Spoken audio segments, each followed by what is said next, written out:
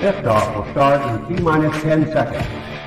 10, 9, 8, 7, 6, 5, 4, 3, 2, 1. We have ignition. It's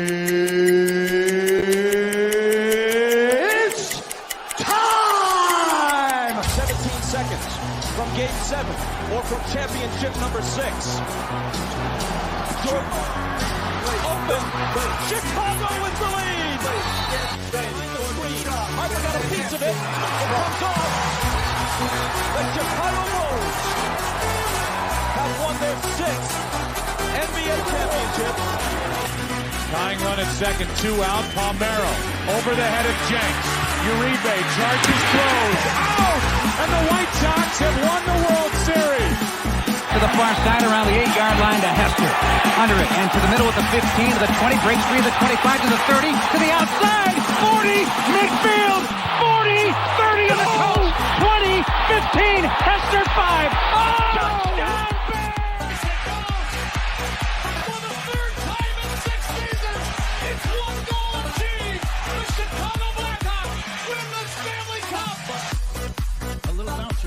Toward Bryant. He will glove it toward Rizzo.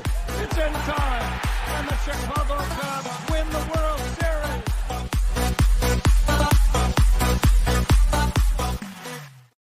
What up, what up, what up? Welcome to Shawn and Maya in the morning on this House Music Monday edition. I'm your boy, the SuperBack, Shawn Sierra. Thanks for tuning in. If you're watching us on Facebook Live, well then, I guess you found us on Facebook. And if you're not following us on Facebook, what? Go to Facebook, type in Sports Zone Chicago, click the like button, and now you're following Sports Zone Chicago. Simple. But wait, there's more. Go to the show's page. Go to Shawn and Maya in the morning, like that page as well. So not only will you be following Sports Zone Chicago, but you'll be following Shawn and Maya in the morning as well. If you're watching us on our YouTube channel, excellent. And if you're not subscribed to our YouTube channel, for real. All right, listen, go to YouTube, type in Sports Zone Chicago, click the subscribe button, but also click the bell. That's the notification button. All right, it's right next to it. Next to the subscribe button, and that'll let you know anytime a show from Sports Zone Chicago is going live. You get it? Got it? Good. Now, if you're watching this on our mobile app, man, get a lot. But listen, please don't tell me you didn't know we had a mobile app. What your problem is? All right, here. We have our own mobile app. So wherever you get your apps from, and it doesn't matter whether it's iTunes, Google Play, Amazon, Walmart, Kmart, 7-Eleven, Zayre, Zemsky, Macy, Montgomery Ward, Venture, Woolworth, Weebolts, Gold Blast, wherever you get it from. You go there, you type in Sports Zone Chicago, you download it, you take us with you on the go. So not only do you get Shawn and Maya in the morning 3 days a week, not only do you get our other live shows throughout the week, not only are they archived there like they are on Facebook and YouTube, but I'll tell you what, we give you a slew, and I mean a slew of articles, thanks to my man Clarence Council the Third. Big up to Clarence for keeping you abreast of all articles Chicago sports related. Now, if you're watching this on a Roku channel, I like that kind of party, baby. Yay. Sports Zone Chicago, we have our own Roku channel. So if you have a Roku television in the house, do us this favor. All right, do us this favor. Download Sports Zone Chicago's tile to your television. And you can put it right there next to Netflix, Hulu, Prime, Disney Plus, Apple Plus, Stars, Paramount Plus. All right, put us there, and you can watch us on the big screen. Hell, we're on the big screen, right, Mickey now. You can also tweet the show. Can tweet us at Sports Zone Shy, that's CHI, at Sports Zone Shy. Now, if you want to follow me, just me personally online. You want to know what I did? Well, let me tell you what I did. You want to know what I did? Here's what I did. I made it nice and easy for you folks. Nice and easy. One handle for Facebook, Twitter, Instagram, Snapchat, and TikTok. All one handle at the Shawn Sierra. If you want to follow my lovely co-host Maya Kai, you can follow her on Facebook and Twitter at the Sports Chica. If you want to follow her on Instagram because you're an IGer and you do it just for the gram, well, just follow her at Maya on MAYA_AKAI. Man, we have a great show for you. Woo, where's this? Uh-oh. We have a great show for you today, so listen. No, not that silly.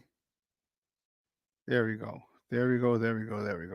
Oh, we got a great show for you, man, but I need you to get interactive. So whatever platform you're watching us on, whether it's Facebook, YouTube, our mobile app, do me a favor, leave a question or comment on that platform.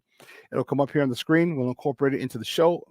I'm saying it'll come up in the thread. I'll put it up on the screen. We'll incorporate it into the show. And that, my people, this is what makes this the best Chicago morning sports talk show around. And that's you.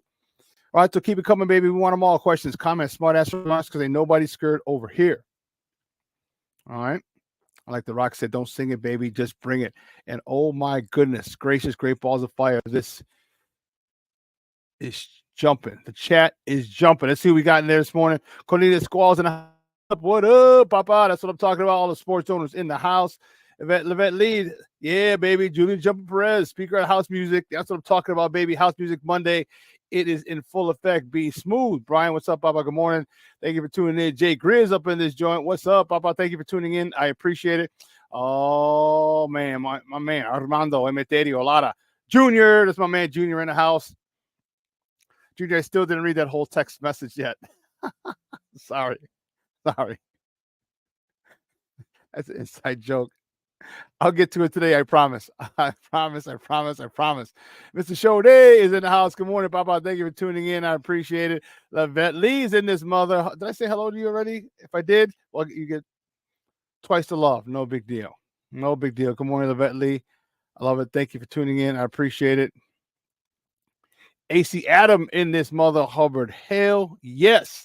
That's what I'm talking about. Thank you, AC Adam, for joining in. I appreciate it. Michelle Walls in the house. Hello. Said hello on a House Music Monday morning, sports owners. You damn right, baby. House Music Monday. I'm fired up. I am fired up. Patty, Lara in the house. Good morning, Ma. Thank you for tuning in. I appreciate it. Thank you, Betty Mosh.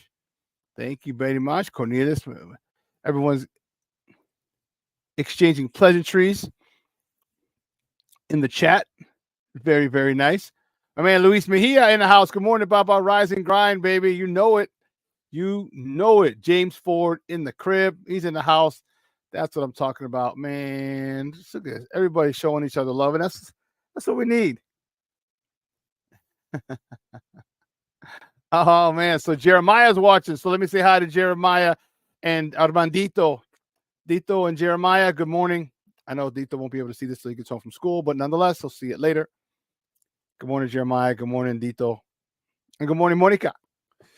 Okay, she may be watching as well. If not, she'll be watching it later as well. Whoo! So 10 o'clock, man, we got a good show. We got a lot to talk about. Not a lot of White Sox to talk about because there's not a lot to talk about. Cubs, we have to talk. We got Bulls, we got to talk. We have Blackhawks, we have to talk. We have Bears, we have to talk. And we have WNBA draft, which is tonight. And you know what? I'm kind of excited about it. I am. Oh, look at this. That's one of my better. That's a good cup of tea right there. Whew. I like it. Cornelius. Nothing like a Leonidas free chat. Oh, man. So 10 o'clock, Jason Palmer is going to join us. He's from What's Up Cuz here on Sports Zone Chicago, and he covers the WNBA. And we're going to talk to him about the WNBA draft. All right, the WNBA draft is tonight. Man, oh, man, oh, man. There's just a lot of speculation going on. There's a move made by the girls yesterday. So, yeah. The trade, not by the girls, by the general manager, the Sky had made a trade yesterday, swapping picks with the Minnesota Lynx. So they were number 7. The Sky was number 8. The Sky now take over the number 7 slot, while the Minnesota Lynx have number 8. A couple players went back and forth, and some potentials in future drafts. But yeah, they're getting closer. They're narrowing the spot. It looks like they're going to try and get those 2 superstars. But there's a couple of quality players. No, not a couple. There's quite a few quality players entering the draft this year. So, but I think they have their eyes on maybe on 3. So trying to get 2 of the 3 that they have their eyes on. So we're going to talk with Jason Palmer at 10 o'clock about that. Okay. Oh, excuse me. Whew. Man, sometimes you just need, a good cup of coffee or tea. I don't do tea. I don't do coffee. I know people look at me like, "What? You don't do coffee?" Like, nope. I've never been a coffee person. So tea is my thing. Love me some tea. Um, love me some tea. Just leave it at that. Just leave it at that. So, man, I'm excited for today's show because of all the things we're going to be talking about today. Man, let's get to it. So, let's see who else. What's going on in the chat? Oh, okay. Just more pleasantries.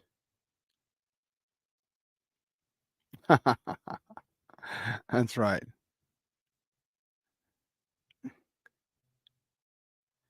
You just start drinking coffee till you're 47. What?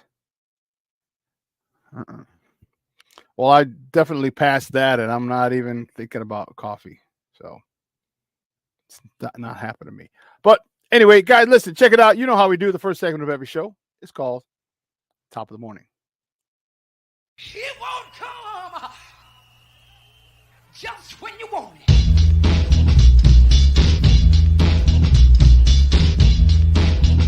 Top of the morning to you. Top of the morning to you. Top of the morning to you. Let's see, which way do we go? Which way do we go? The first top of the morning topic. Did anybody win yesterday? Oh, not them. Oh, goodness gracious, great balls of fire. The Bulls. We'll start off with the Bullies. All right, the Bulls. Yeah, not too nice. All right, the Bulls with a 120-119 loss in the world's most famous arena at Madison Square Garden in New York City. Okay. Could have dropped the Knicks to the number 3 seed had they won, but they're not. So the number 2 seed. They fall, as I said, 120-119. DeMar DeRozan had 30 points, 5 boards, 5 assists. Nikola Vucevic, the walking double-double. He had 29 points, 11 rebounds. Kobe White, 26 points. Alex Caruso contributed 15 points, 8 assists. He was 3 for 5 from beyond the arc. So it's one of those interesting games. One of those interesting games where do you sit guys because they've already clinched the 9th seed, the 9th slot, we'll do that. The next top of the morning topic. The Bulls clinched the 9th seed. Perfect. The Bulls clinched the 9th seed and will host the Atlanta Hawks in a play-in game on Wednesday at the United Center. Tip-off is at 8:30 p.m. Central Time. You can catch that game on ESPN, or you can listen to it on their flagship station, 670 a.m. So should they have rested them? Should they not have rested them? What's the deal? What are your thoughts? I say don't rest them. Because Sunday, you got 2 days off before game day, 2.5 days off. Come on now. I like the intensity of the final weekend, the last few games of the year going into the playoffs. I do. I want them to be ready. Don't give me this. Stop giving me this tired bullshit. All right. They're not tired. Okay. Yeah. They've gone through a long season. You got 3 days off, 2.5 days off.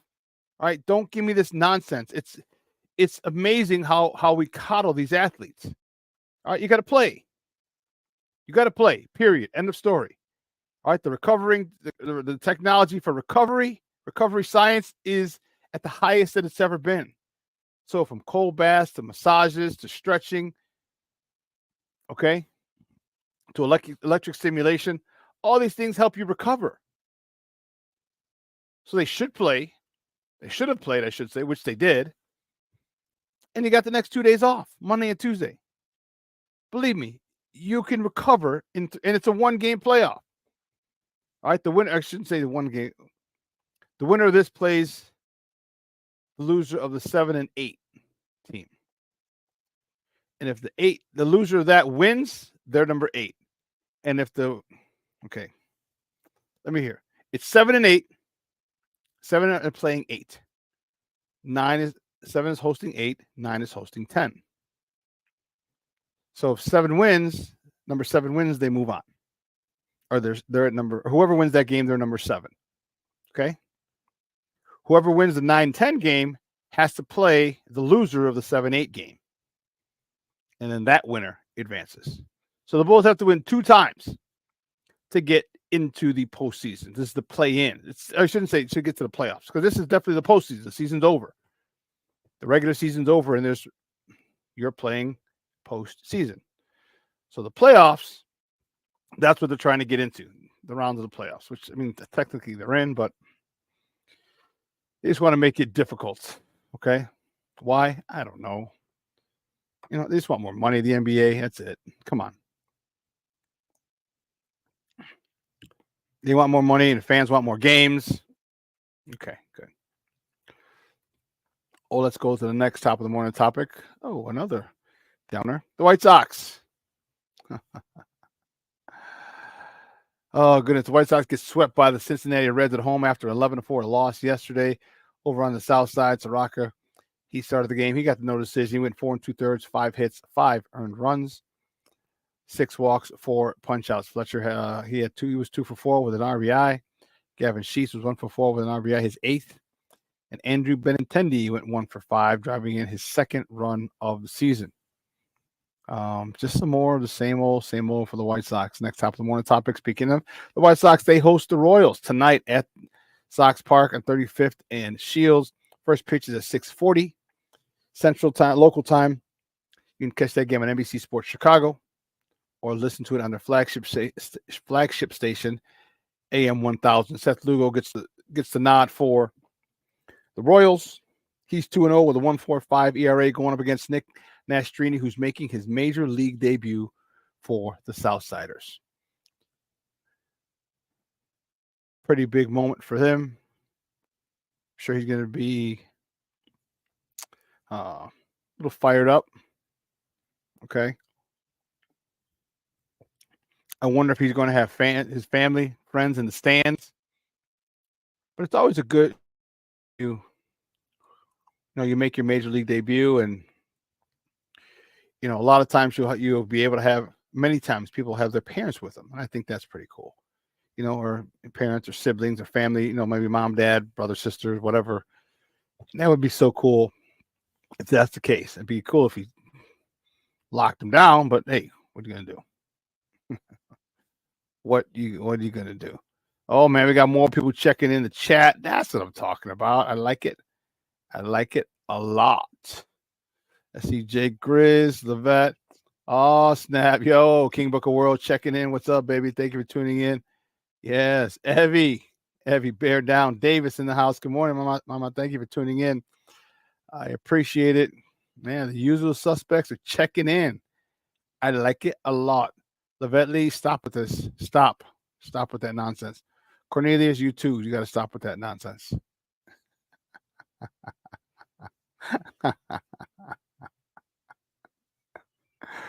Oh, my goodness. Let's check it out. The next top of the morning topic, the Cubs.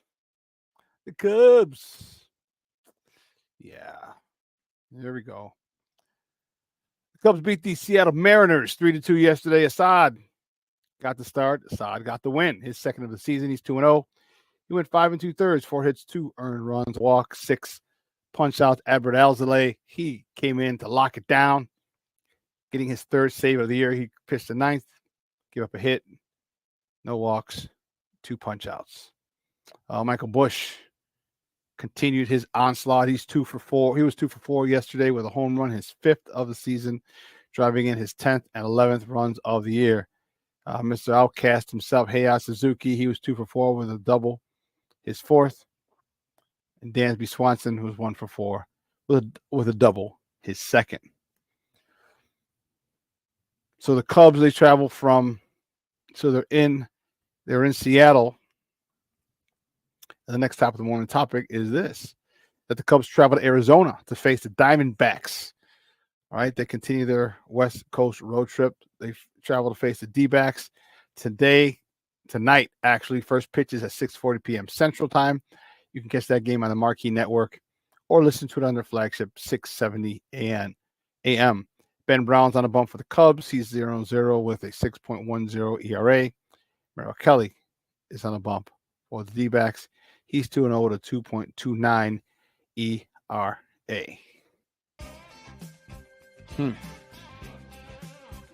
Stop the Steve biscuit.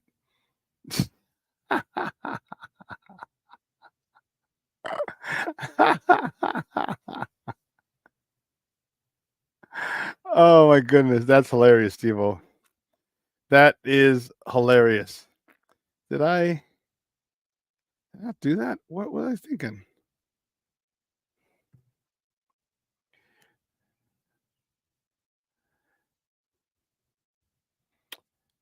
And the Blackhawks, was this yesterday? Fall to the Carolina Hurricanes this Saturday. Is Saturday, Steve-O? Or yesterday's game? I believe that's Saturday. Oh, But okay. it's the last game they played. Sorry. Okay, no, just as long as I know. So I'm like, I don't know if they played. Yeah. Oh, April 14th. No, it was yesterday. Holy sheesh. It was yesterday. Well, the Hawks lose to the Carolina Hurricanes 4-2. That's a great one. Mrazek stopped 31 of 33 shots. Okay. Athanasiou scored his second goal of the season. Frank Nazar, just brought up. He was just signed up as a kid at the University of Michigan. Just signed his contract on Friday, I want to say, to finish up the rest of the stretch of the season. He gets in his first game of the year and right away at the halfway point of the first period. Notches his first goal of the season, assisted by Seth Jones. Athanasiou, he was assisted by Reichel, his 11th, and Donato, his 17th. Unfortunately, Carolina was able to light the lamp 4 times. So the end of the season is near. All right. 18,742 were in attendance at the United Center. And the end of the season is near. This week, I think it's Tuesday, and then Thursday are the last games for the Blackhawks. They're at Vegas tomorrow. It's at 9 p.m. You can catch that on ESPN Plus or Hulu. And then Thursdays are last game of the year. They're at LA. They're in the City of Angels, taking on the Kings. That game starts at 9:30 local time, 9:30 Central Time. You can be seen on NBC Sports Chicago. And then the madness will be over. Oh my gosh. It will be done. It's been a very, very long, trying season for the Blackhawks. Yeah. To say the least.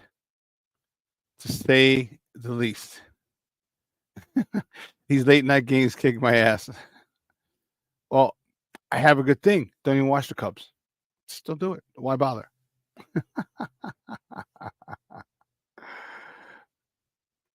Were you stretching, Cornelius? Your sciatica went away, so I'm going to join these walks for as long as I can. As long as you're stretching, that'll help. Big time.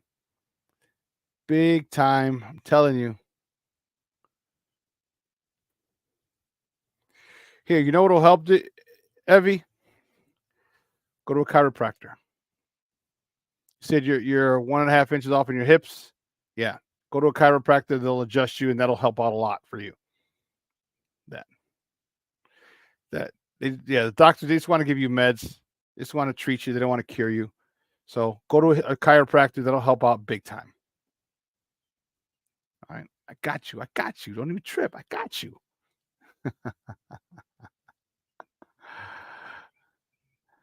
So you said why is it hard for me to follow the Hawks and the Bulls? Yeah.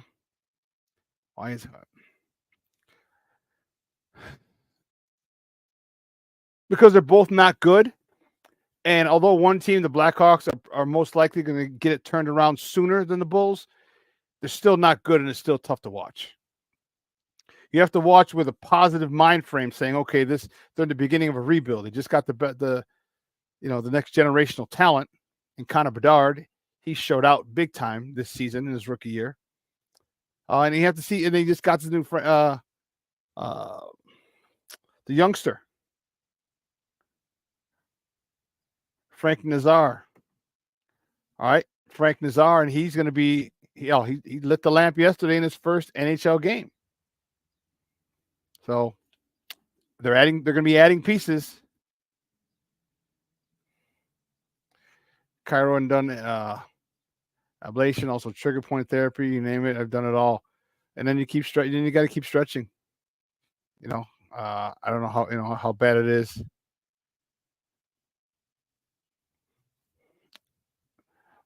Let's see. Cornelius says, I think it's a combination of arthritis medication and focusing on proper body mechanics to put less stress on my lower back. Okay. Well, I hope you guys feel better. Okay. I hope you guys, this is the,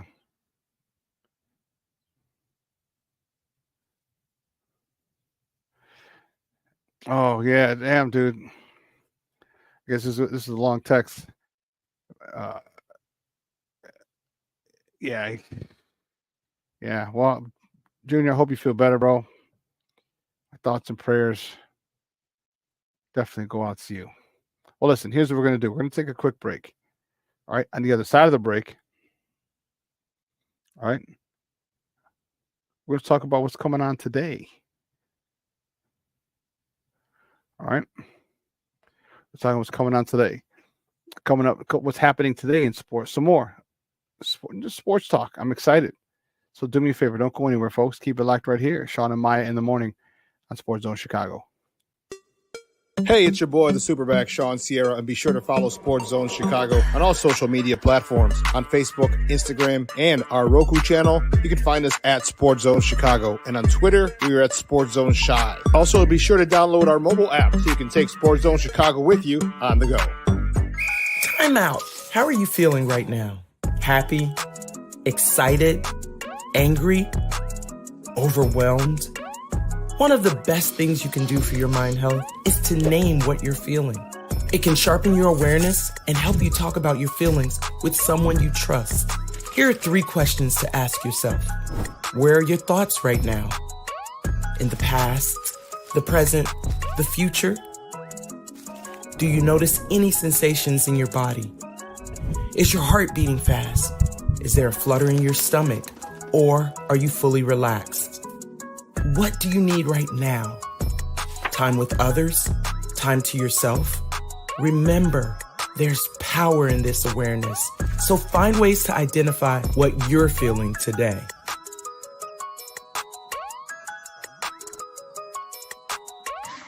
Hi, guys. Hey. Hi, Megan. Hey, Jessica. Megan, you're a tramp.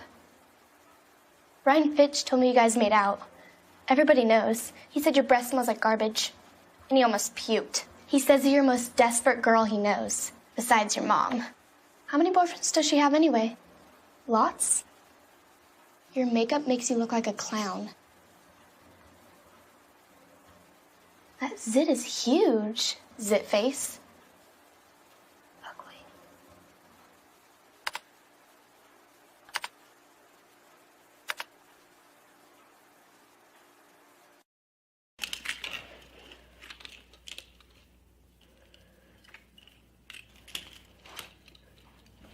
Hey, bud, what you doing? I'm playing with cars. Cars? Can you show me what a car does? Whoa, whoa, whoa, whoa, whoa. hold on a second. First of all, this is a school zone. So you need to put down your cell phone, stop texting, and let's get to driving. Now you're coming up to a stop sign, right? You need to slow down and stop before you hit that Y line. I want you to look left, right, left. You don't want to get hit by a car going on your left and to your right to make sure you don't get sideswiped by a guy coming from your right. You're coming, and you see a crosswalk. You better slow your horses down because the number one rule of driving is always yield to pedestrians. Now stop, pull over, and you are done driving. Gosh, what do they teach you kids in school nowadays?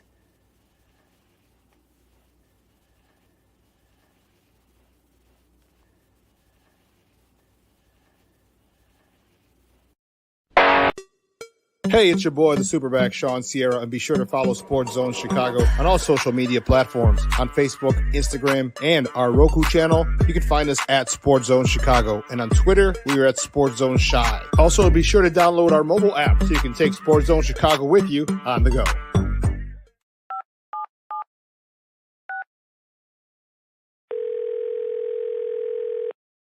Yeah, hello. I'm really not sure if this is what you all do, but I really don't have anywhere else to turn. Hi. I don't even know why I'm calling right now. I'm sorry. My thoughts are going a mile a minute. My kids are out of state. My buddies from the army are all gone now. I'm really alone. I left the service last year. My mom just passed away a few months ago. I miss so much time with her. I keep getting calls about the bills, and I'm trying to get a job, but I feel so stuck. Okay, ma'am. I'm glad you called. Okay, sir. Let's stay on the line and walk through some things. Thanks. Okay. Thanks a lot. Thank you. We're looking for a few heroes, mentors, trailblazers, innovators.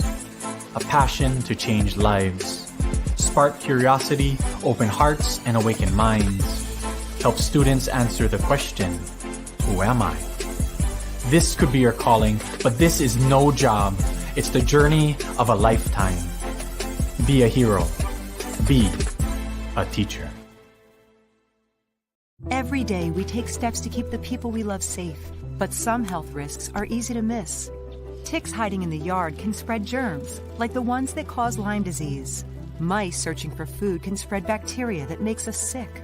Mosquitoes lay eggs in standing water and can spread West Nile virus and more.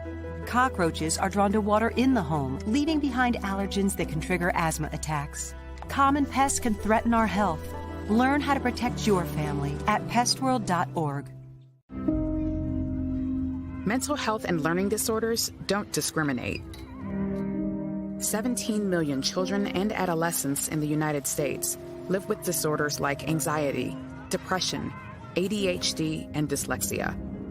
Less than half get the help they need to thrive. Help the Child Mind Institute change these children's lives. Visit childmind.org.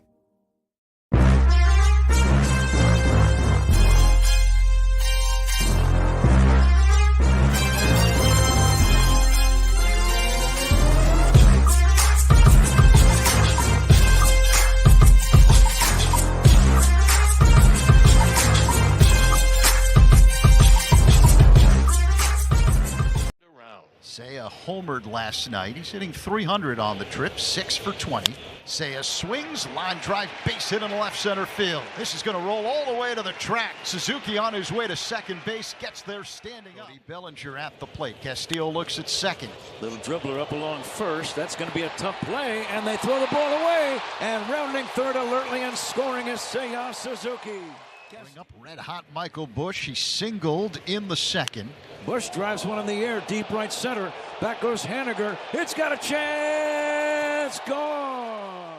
Run is on base for Seattle with 2 down in the bottom of the ninth. Throw to first. Going towards second base, and this tag, I think they got him. I think the game is over. This is going to end the ball game. Run. Cubs win. Welcome back to Shawn and Maya in the morning on Sports Zone Chicago. Those clips courtesy of the Marquee Network. Cubs. I got a lot of Cub fans.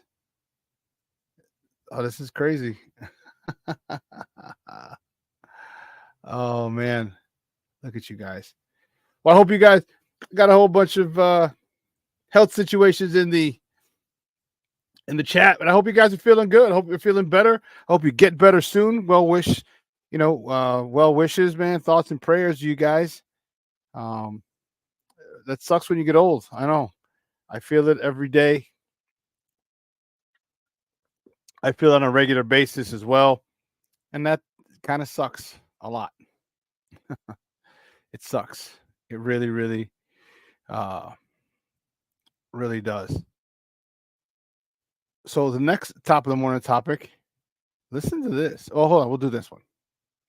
Tiger Woods. Yeah, my man Tiger had a rough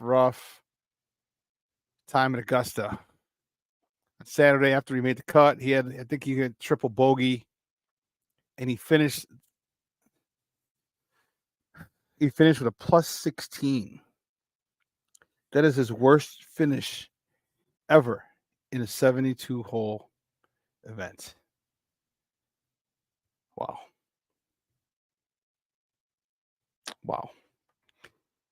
Yeah, it was definitely not his best.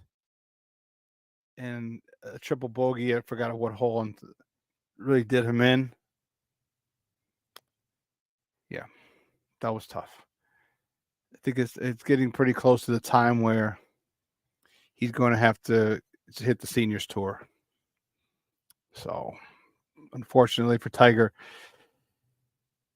he's gone through a lot. The back issues, I think, were the biggest issue, and I think closely followed behind his personal issues, personal life. And don't get me wrong, he brought the personal stuff on himself. Okay, but you still never like to see a guy who was at the top for so long fall so drastically, so quickly. Yeah. So yeah, that hurts. That hurts. Just watching, just see him as a shell of his former self. Yeah. Wow.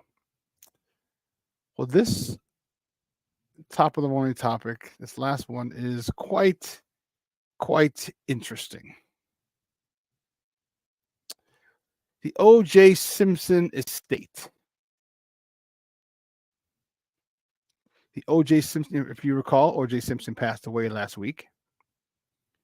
And the O.J. Simpson estate, the lawyers and everything, they're going to fight payments to the Nicole Brown and Ronald Goldman families.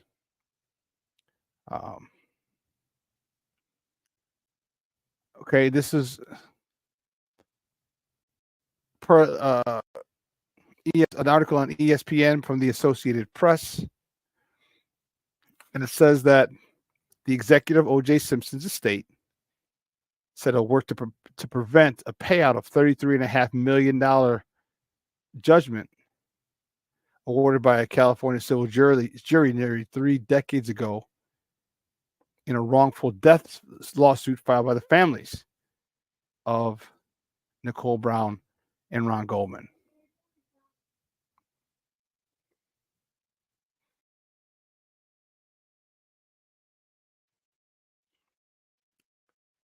So it said that, let's see. So he's going to try and pay, and he hasn't made payments to these two families. Okay. And it's tough. It said the Simpsons will was filed Friday in Clark County, Nevada, and his lawyer, Malcolm Laverne, is the executor. Okay. And it shows that Simpson's property was placed into a trust created this year. It said, this is how crazy it gets. The estate has not, the entirety of the estate hasn't been tallied, but under Nevada law, the estate must go through the courts if its assets exceed $20,000. And it says Smith died Wednesday without having paid the lion's share of the civil judgment that was awarded in 97 after the jurors found him liable. So with his assets set to go into court probate process, the Goldman and Brown family could be in line to get a piece of whatever is left behind.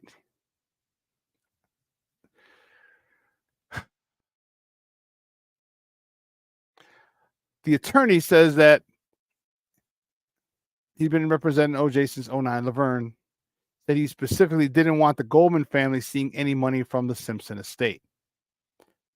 And he said, he told the Review Journal, quote unquote, "It's my hope that the Goldmans get zero, nothing. Them specifically, and I will do everything in my capacity as the executor or personal representative to try and ensure that they get nothing," unquote. Wow. So, wow. This still goes on. You know, and you know, I'm not making light of anything. Okay? 2 people are dead. All right, 2 people are dead. They found a criminal case. He was tried and exonerated. He was found not guilty by a jury of his peers. But what a wonderful country. You can still lose in a criminal case and still go to civil court. And they did. They went to civil court and they found him guilty, and he had paying $33.5 million to the 2 families. Well, he said he hasn't paid the lion's share of that to them. Are they going to see it? Probably not. Especially if you listen to their lawyer, said he's going to do everything to make sure that the Goldman family doesn't receive anything. Nicole Brown, maybe it intimates he's willing to give Nicole Brown's family something. Okay. Wow.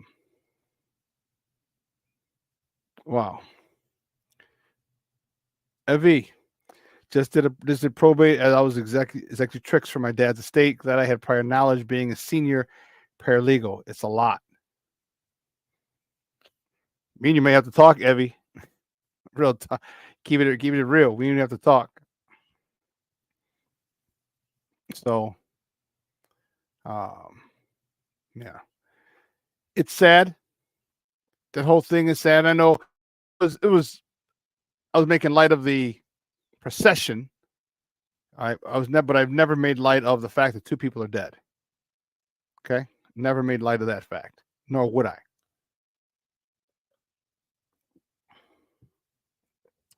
You know, I just think that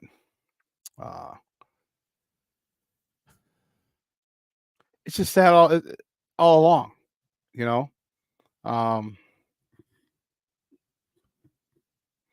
yeah, AC. They get nothing. Well, he's talking about the Goldman family. Yes.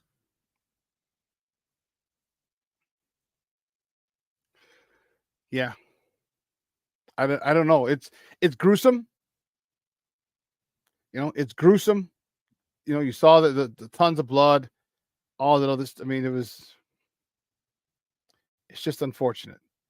So these families have gone through a lot. These families have, you know, waited for years for money from this, for the death of their loved. And according to this, the Goldman family looks like they're still going to be waiting. Still going to be waiting. And they may wait. They may, you know what? They may want to stop waiting. But that's what they may want to do. Stop waiting. And I don't think they're going to stop. But if this lawyer has anything to do with it, man, he's going to make sure that they get nothing. And that's a shame. And I wonder how his kids, you know. So that was back when, man, 97. So how old are his kids now? That's the question. How old are OJ's kids now? I got to find out because that's how old are OJ?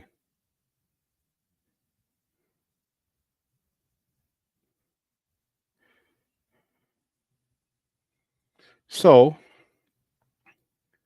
wow. Okay.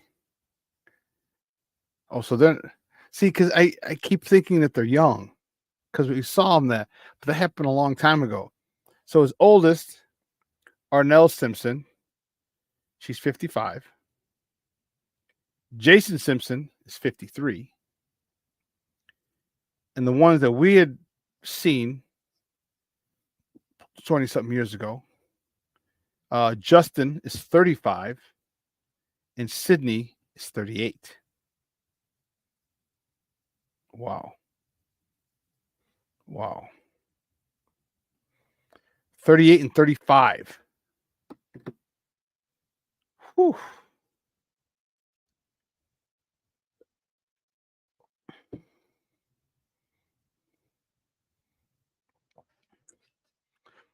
And I wonder how they feel. I wonder how they feel. Yeah. Evie, you're right. Mid-30s.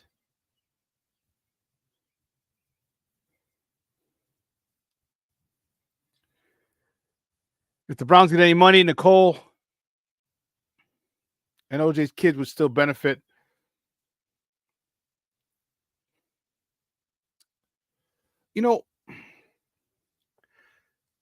What a lot of athletes, or I shouldn't just say athletes, a lot of rich people do, and I found this out. If they have money, they're able to hide money from things, like whether it's in a trust or other vehicles. Because OJ was still playing golf.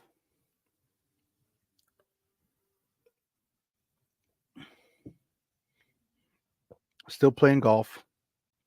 And he's got to have some money put aside for them.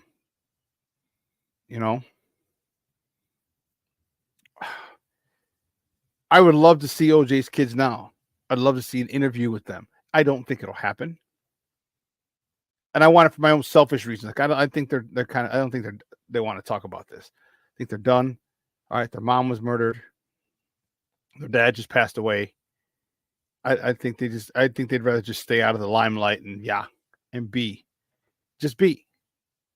And hopefully OJ has really done a good job of setting them up for, life without him. Hopefully they have tons of money. And if not, then you know what? You got to get a job like everybody else. I mean, let's call it a buck. Let's keep it real. Let's call a spade a spade. All right, go get a job like everybody else. Go find a career. Go do something. All right, just because your dad was OJ, doesn't mean that you should have. Yeah, I agree. I agree, AC. The kids are purposely remain, and they should. They should. Cornelius, yeah, I can't either, man. I can't either. You're 10. When did it happen? 96 or 94? When did the OJ thing happen? Did it the OJ?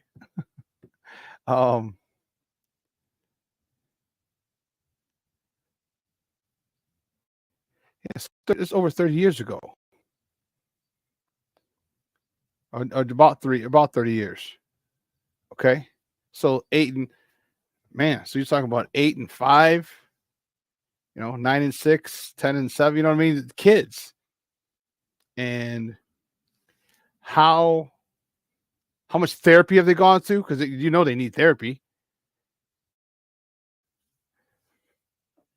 How jacked up? How angry are they? Both of them, the boys,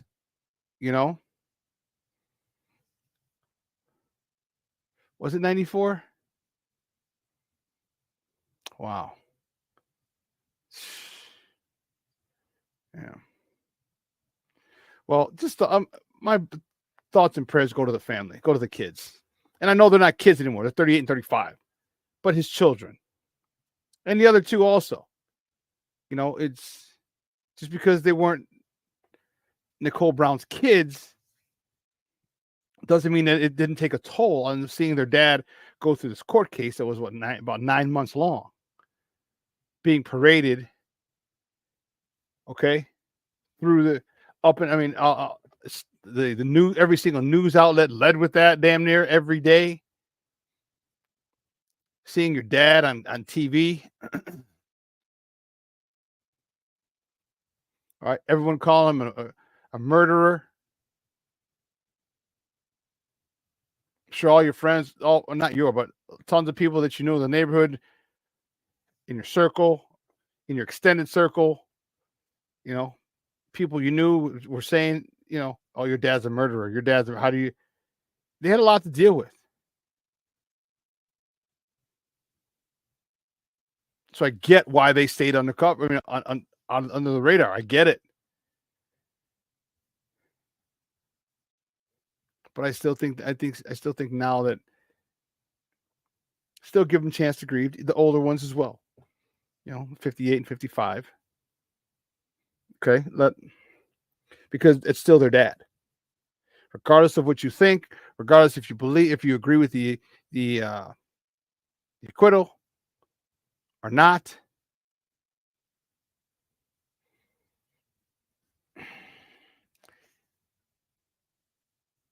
he was acquitted. He was acquitted. So you don't have to like it. The justice system did its they went through it. They rendered their verdict.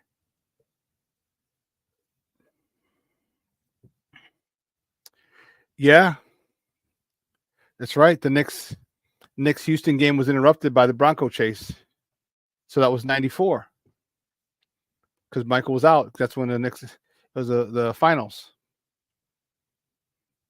Right, so '94. So it was '94. Man. So thoughts and prayers go out to the Simpson family, his lawyer. Man. Oh, okay. Okay. I ain't mad at you, Papa. Had to get some work done real quick, but I'm back better than ever. There you go, baby. Look at this. Everyone's doing good stuff. I love it. I love it. Good stuff, man. Good stuff. So I am excited. All right. We have the WNBA draft coming up, and my guy Jason Palmer is going to join me at the top of the hour in a few minutes. He's going to join us, and we're going to talk the monumental upswing in interest in the WNBA has been amazing to witness. Okay. It's been amazing to witness. Caitlin Clark, what she's done. Angel Reese, what she's done. Dawn Staley, what she's done.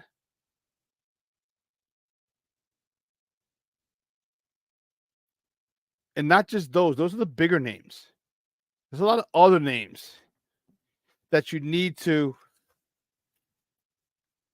definitely need to make sure that you are aware of. Rakia Jackson, the out of Tennessee.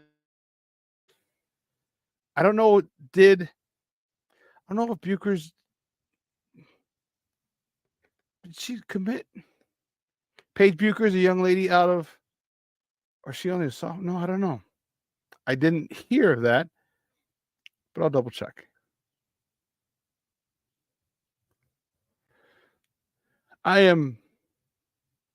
Yeah.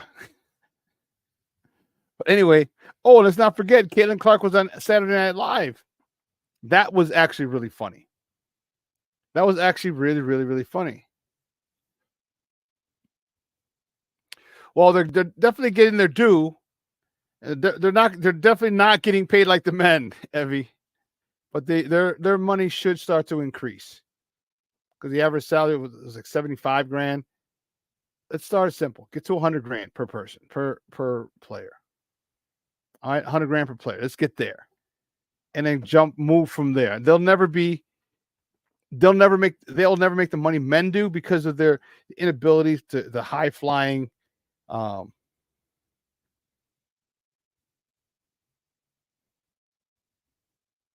no page. The high flying the athleticism that the men have, the dunks, the things of that nature, the blocks, okay. But it doesn't mean they can't make a good living. Doesn't mean they can't make, $200,000, $300,000.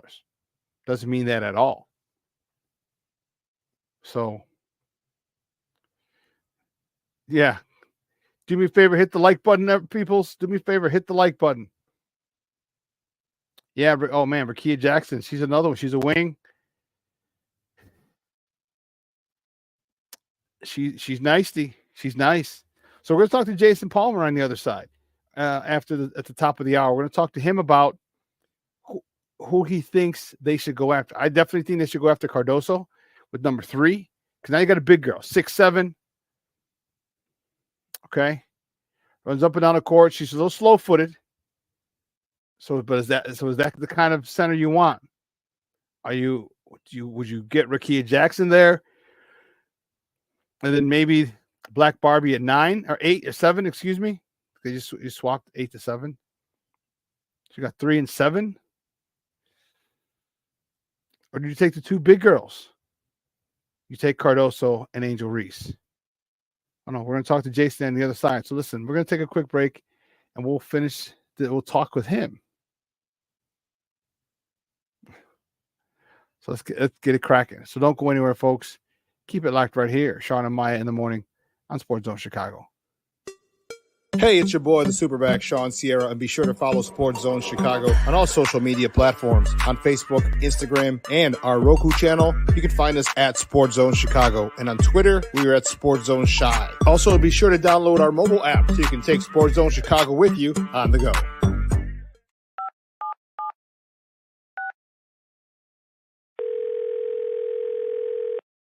Yeah, hello. I'm really not sure if this is what you all do, but I really don't have anywhere else to turn. Hi. I don't even know why I'm calling right now. I'm sorry. My thoughts are going a mile a minute. My kids are out of state. My buddies from the Army are all gone now. I'm really alone. I left the service last year. My mom just passed away a few months ago. I miss so much time with her. I keep getting calls about the bills, and I'm trying to get a job, but I feel so stuck. Okay, ma'am. I'm glad you called. Okay, sir. Let's stay on the line and walk through some things. Thanks. Okay. Thanks a lot. Thank you. We are looking for a few heroes, mentors, trailblazers, innovators. A passion to change lives. Spark curiosity, open hearts, and awaken minds. Help students answer the question, who am I? This could be your calling, but this is no job. It's the journey of a lifetime. Be a hero.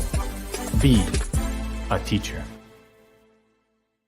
Every day we take steps to keep the people we love safe, but some health risks are easy to miss.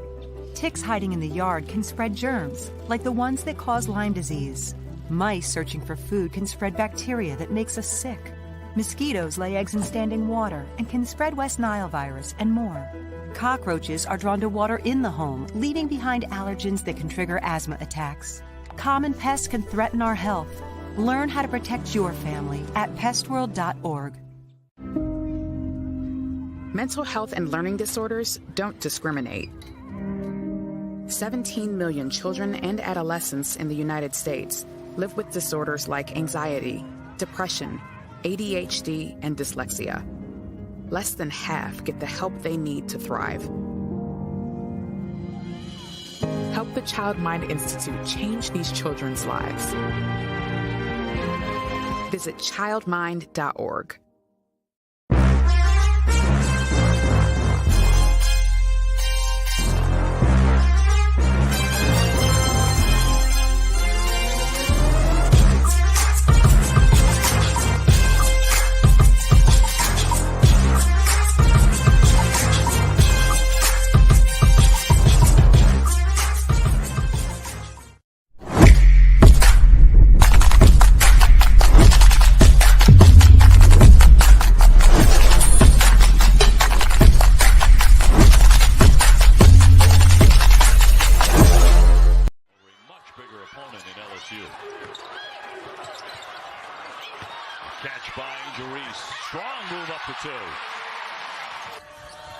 And a steal by Reese.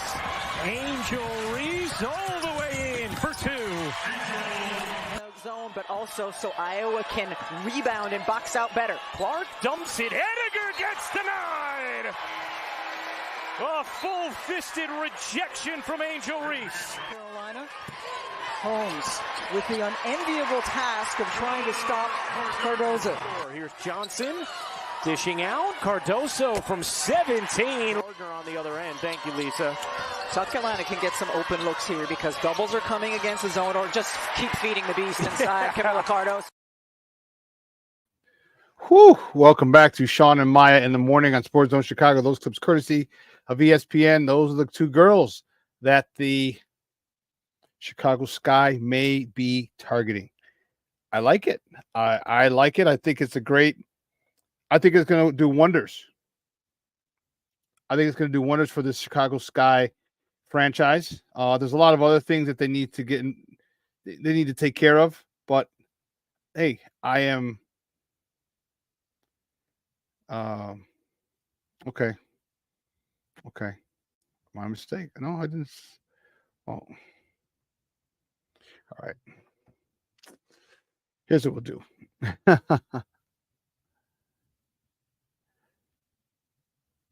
There seemed to be an issue for Jason. Yeah, I don't know why.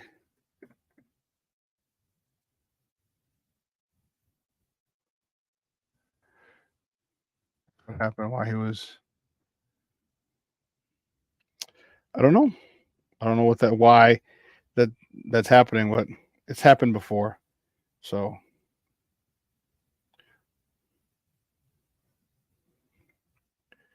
Sorry about that, folks.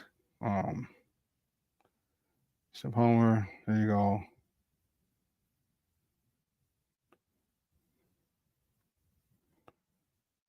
Resent. So yeah, he's.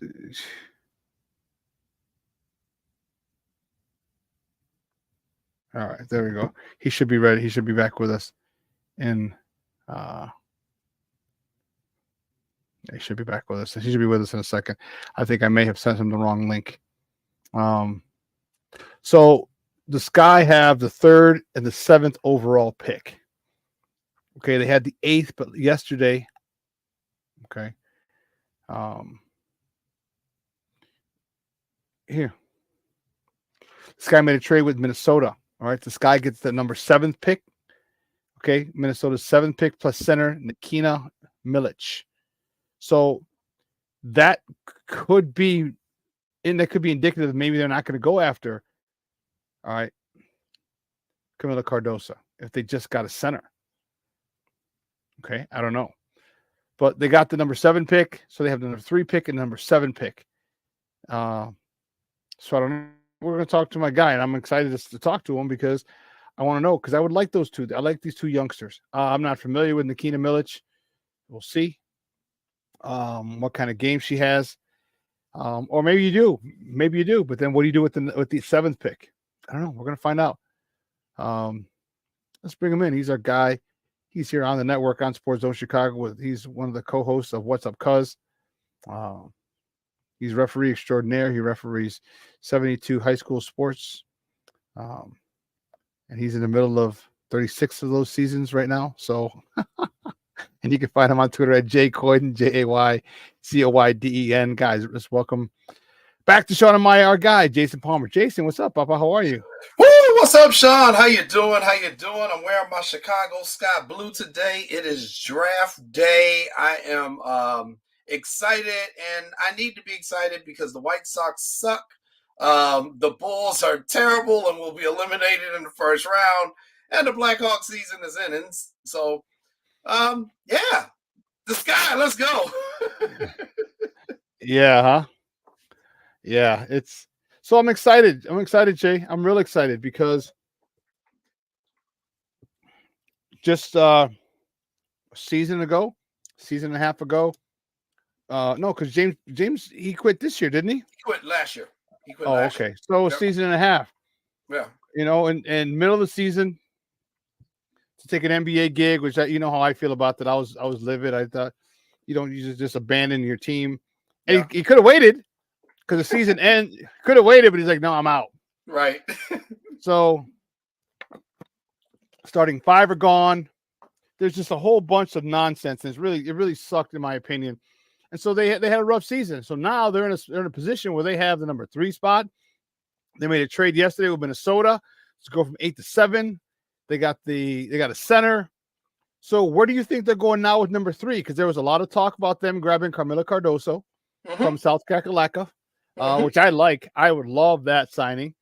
Big body, and she's not just tall; she's a big body. And I don't mean that in a bad way. She's just a big girl.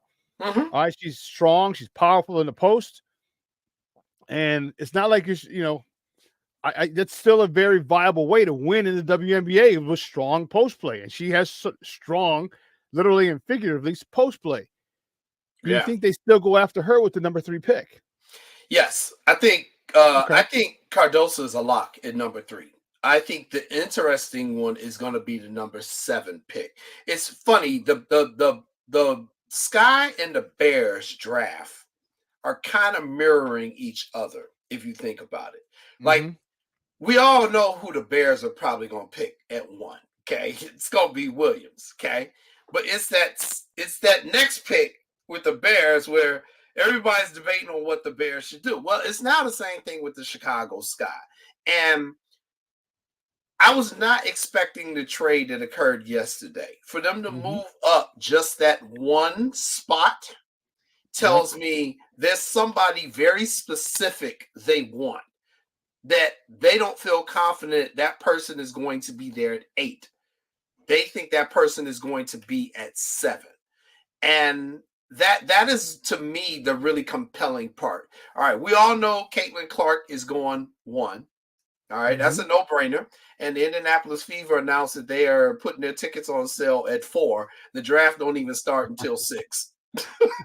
so now if they did something like that, draft Caitlin Clark, it would be chaos. But Clark is going number 1. We know that. I don't think Cardoso is going to go 3. I think Jackson is probably is going to go 2. I think Jackson is probably going to go 2, which means Cardoso is going to go to the Sky. I think that's what they want. Now, there's also part of me that also has, almost like you, that this is a league that is still trying to find its footing and build off of this momentum that they now have. They got to get the superstars in the big cities. Okay, so say that again, please. People don't understand the politics that are involved in that. Yeah, you got to get the big stars in your big markets, in your big cities. I'm sorry, that's the way it goes. If you need an example, it's how the Blackhawks got the number 1 overall pick last year. We got Connor Bedard. I don't care what the NHL tells you. The Blackhawks had like the worst percentage chance to get the number 1 pick, and they got it. And you see what's happened. All right, just like the Bulls and Derrick Rose. Just like the Bulls and Derrick Rose. And the Blackhawks got the outdoor game next year. Go figure. So there's that part of sports people have to realize. So Cardoso is definitely going to the Sky.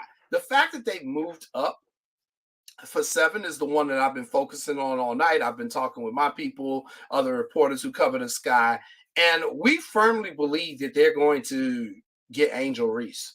If you notice, Reese, if you had asked me during the college season, I would have said it was going to be Clark and then Reese, 1 and 2. But what I did notice is that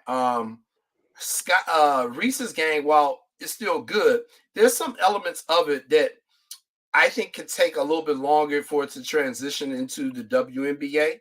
I also think that because Angel Reese has now become a target, and she put a target on her back by promoting herself as Bayou Barbie and some of her antics, she's become somewhat of a polarizing figure in that she sometimes can be the villain and sometimes can be the hero. Now, that makes for a great story, great storylines. It's one of the reasons why people tuned in. They want that storyline in Chicago. I don't care what they say. They want that. I mean, look who we lost in Chicago. We lost Candace. We lost Copper. We lost basically our team. This team doesn't have an identity. It doesn't have a face. Well, you're now going to bring in arguably the second most popular college player and put her in the Chicago market. And she is talented as well. And you team her up with Cardoso. And let's not forget that the Sky also have the number 1 pick in the second round, which is 13. Okay. Remember, it's not as many teams as it is in the NBA. So basically, you're getting your choice of the top 13 players coming out of college. And this is the deepest draft in the history of the WNBA. Everybody will tell you that there's more talent in this draft than there's ever been. In past drafts, you could see a person get drafted in the first round of WNBA and not make the team. Yeah, that happened a couple years ago. Wasn't the girl from South Carolina? Yeah, and it's because the rosters, they only have 12 on their rosters, whereas the NBA has got, I think, 15.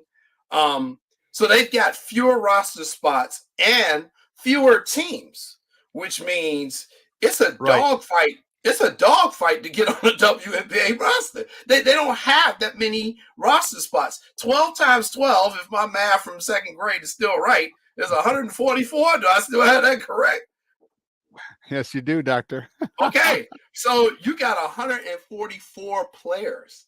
This is not like the NBA. They've got over 300. You got 144 people battling to get those roster spots. That's what's going to make this so compelling and so interesting. So I think the Sky are definitely going to get Cardoso. I don't know what they're going to do with that next pick. I think the WNBA is going to make sure that it's Angel Reese. Or let's say this. I think Angel Reese will be presented as an option at 7. Strongly presented. Strongly suggestion. Strongly suggest this. Yes, a strong. I love those strong suggestions. Right. A nudge. Hey, you might want to look at this person. I think it's again, right? Like you say, you needed more time to draft. You need an extra 3 minutes. Is that what you said? So I think the WNBA would love to see her in Chicago. Chicago would love to see Angel Reese in Chicago. Chicago would love Angel Reese. My God. Man. I would love it. I think, and I also think it would do Angel Reese a lot of good to get out of, she's a city kid. She's from Baltimore, okay?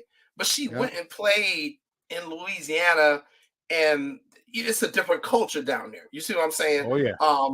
Completely different. I think a lot of the stuff she went through was in part because of the times that we live in, the political times we live in. There was a lot of that came her way.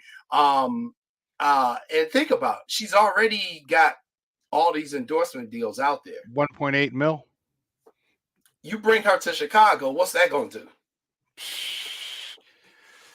She might double that. Exactly.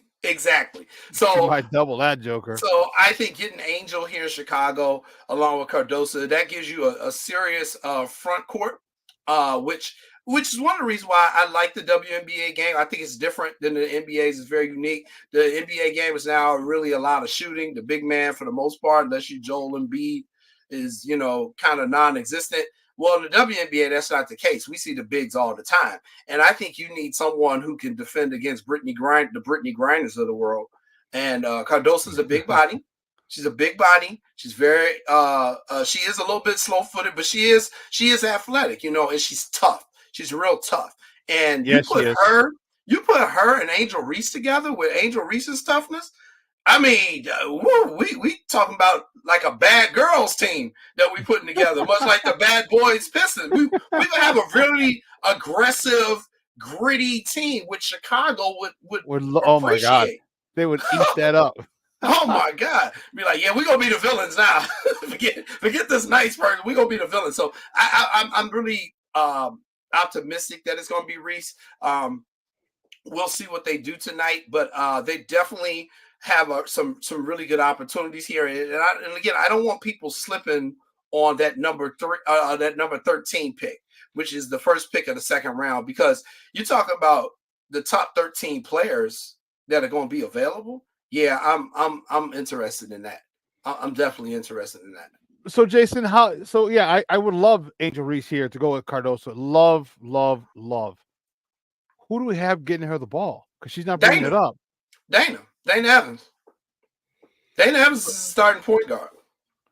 Okay, and you feel comfortable with her saying, "Hey, listen, the ball's going through Cardoso, then Reese. You know what I mean? Like, because there aren't any more stars. The last star we had was Copper, right? And they traded her away at Right. a request. Yeah. Okay. So is it going to be? So are we saying that the game's going to go, or the ball's going to go through Cardoso and then Reese, or Reese and Cardoso is going to start in the low post first, then next year? So initially this year, I don't think they'll do that because you don't want to put that much pressure on the two rookies. But let's not also forget that the Sky also brought back Diamond DeShields. So she's back. Oh, they did? Yeah. Delano's daughter, huh? Yeah, they got Diamond DeShields back. She signed as a free agent. You got Isabel Harrison, who's coming off of an injury. Last year, she only played like 1 or 2 games, but she's going to be there. She'll be a veteran force. And, and they also signed Kennedy Carter, who's another guard. They've got talent, man. They got Lindsey Allen, who's another guard out there. So they've got some talent, man. I think the changes that they've made, while the Copper one is still going to always hurt, if you get the number 3 pick, which is what they got for, and then you turn that into Cardoso, okay, cool, I get it. But I think they're going to have the flexibility now to build around Cardoso and whoever they pick at 7. And you're probably going to get a quality player even at 13. You've got Diamond DeShields back. You got Dana Evans, who even last year, Dana started to break out a little bit, since Vandersloot was gone and Quigley was gone. And I think Dana is going to have a hell of a year. I think Dana will be the leader of that team. And she's going to now see herself as the veteran, and she's the point guard. So I think it's going to actually start with Dana and her decisions. I think it's going to take a while for this team to gel, but I wouldn't be surprised if the Sky can get these 3 rookies to really come in and play ball. If they made the playoffs this year as a low seed, we'll see. The problem is, like I said, and I was so happy that Diana Taurasi said it after the national championship on ESPN. And, people got to understand, these women are still professional athletes. They got egos too. They got pride too. And while I'm sure every WNBA is going to be very happy with Clark coming in and Reese and all these other rookies coming in, they still rookies. And they going to get treated like rookies. And Taurasi said, I hope they don't think they're going to come in here and do to us like they've been doing to them 19 and 20-year-olds. Because these grown women you playing with now, these are grown women who are professional athletes who know what the hell they're doing. And I think some of Angel's antics that she was able to do in college and get away with, that ain't going to fly in WNBA. You ain't going to be talking Taurasi and some of these other players. They'll put you on your ass in a heartbeat. So I'm really looking forward to seeing just the excitement around the game. I've been covering the WNBA for, almost 20 years now. I've been a credentialed media member of the Sky for the last 15. I've been waiting for women's basketball to get like the right perfect storm, so to speak, to come together to get them the publicity and the hype that they need. I think Chicago really did well when we won the championship, but we didn't continue that momentum. Maybe just the year after, and then we kind of fell off. So, I think this is really good for the sport in general. Do you think this is the time for that? Do you see this perfect storm forming for the Chicago Sky? I do see it as a perfect storm for them. And here's why I say it. And it's kind of like what I said with my opening. Look, we're not watching the White Sox, man. It's too brutal. Okay, so you've now got that entire fan base looking for something to do. How much longer till training camp? Right, exactly. The Bears are not playing right now. Okay. The Bulls will be out of the playoffs. The Blackhawks get us to July. Get to late July, and then we're good. There you go. Come on, Sky. Come on, get us there. The Blackhawks won't even be in the playoffs. So you're talking about till the middle of July, and the season starts in May. So they're gonna be. They'll have 2 months to really be kind of the talk of the town. They'll be competing with the Cubs. Okay, that's fine. And you'll be competing with Summertime Shy, but people are still going to be interested, especially if you get a big name like Cardosa and Reese, you'll start selling tickets. So I think it's the perfect storm for them if they take advantage of it and really put it out there for people to come and watch them and play, and if they perform well. So I'm looking forward to it. I think the biggest problem that the WNBA has as a whole, though, and I'll keep saying it, is that they're just playing at the wrong time. I just basketball is a winter sport. I'm sorry, people don't even watch NBA summer league like that. It's just hard, especially in these northern cities when it's summertime and we now want to all go outside. It's hard to convince us to get indoors and do stuff. Indoors. Right. Yes, Jay Grizz, we are skipping over the Cubs just like that. Yes, sir. So I think eventually the WNBA is gonna have to bite the bullet and say, look, we're gonna pay y'all this amount of money. We're gonna play in the wintertime. And then that way you don't have players going overseas and coming back and all that, because I think that also kind of messes with them when some of your biggest stars are still overseas at the beginning of the season. Eventually they gotta put on their big girl panties and say, look, yeah, but do you really want to compete? I mean, because if you can't compete with the NBA, because you're not gonna, there's just so much. I mean, there's no way they could do it. So you know what I mean? Like, you're gonna watch an NBA game or a WNBA game? Well, here's the thing, though, Shawn. More people watch the women's tournament this year than they watch the men's, right? In college, the women and the men play at the same time. Okay, so they did it. Now this year, that's the NCAA, Papa. I mean, they don't got Kevin Durant. They don't have Ja Morant. They don't have Zion. They don't have Steph. They don't have, you know what I mean? Like that, the athleticism. Because I think the game is better because it's more fundamentally sound and rooted.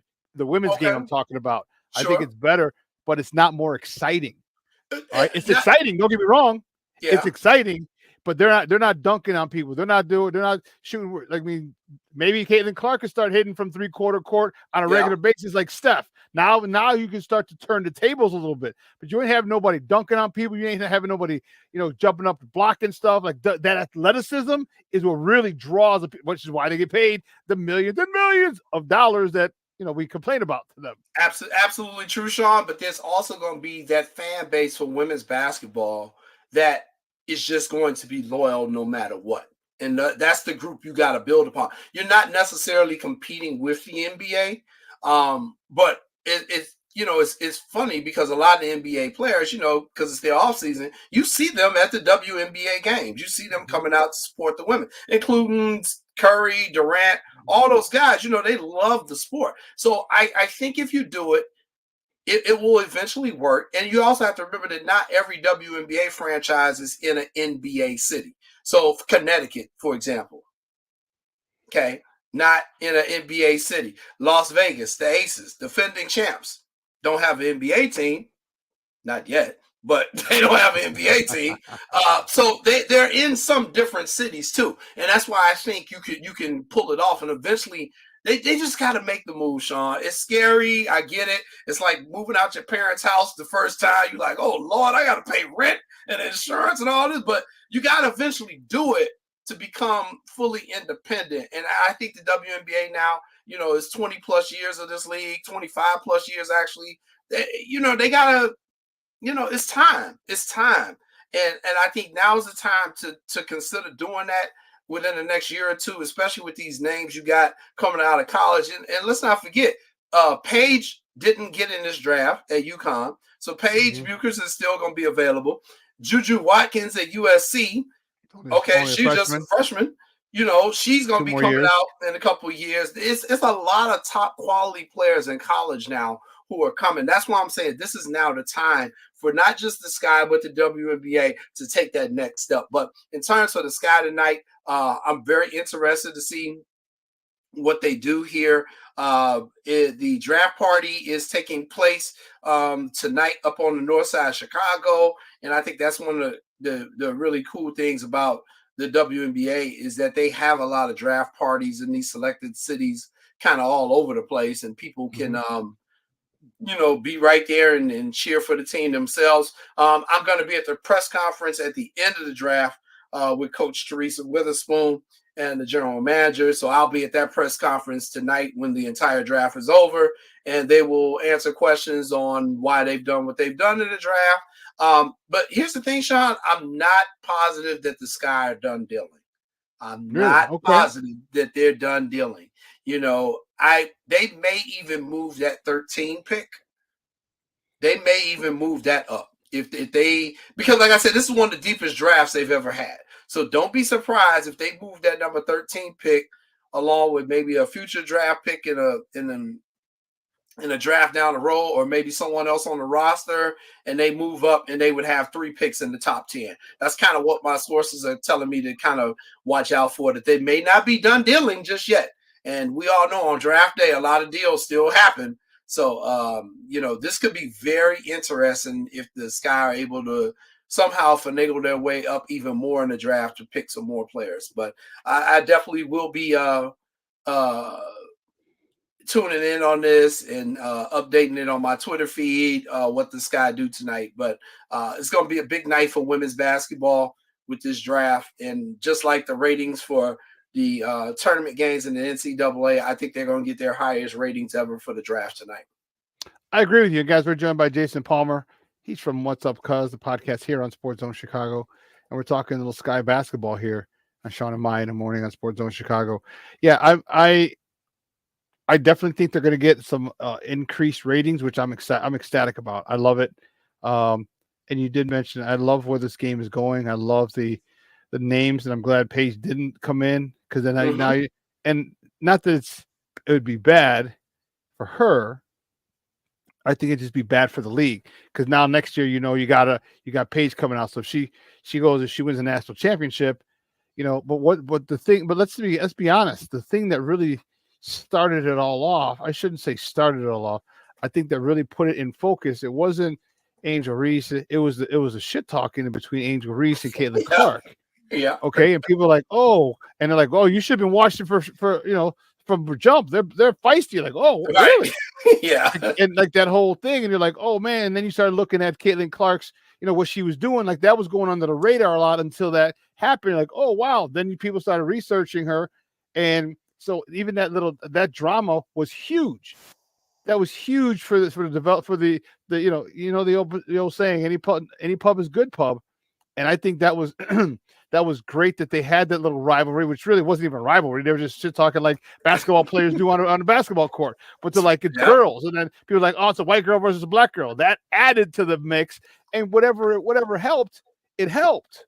And I think, and it was so, you know, it was perfectly timed. And I wouldn't be surprised if the WNBA had their hand, the NCAA had their hand behind it, you know, and saying, hey, let's pit these two against each other, because now people are going to want to see. They're going to want to watch, and they're going to say, what's going to happen? Are they going to play Iowa and LSU again? And they did. And it's like a whole bunch, you know what I mean? It was a perfect storm. Don't think that them getting to being in the same bracket was by mistake.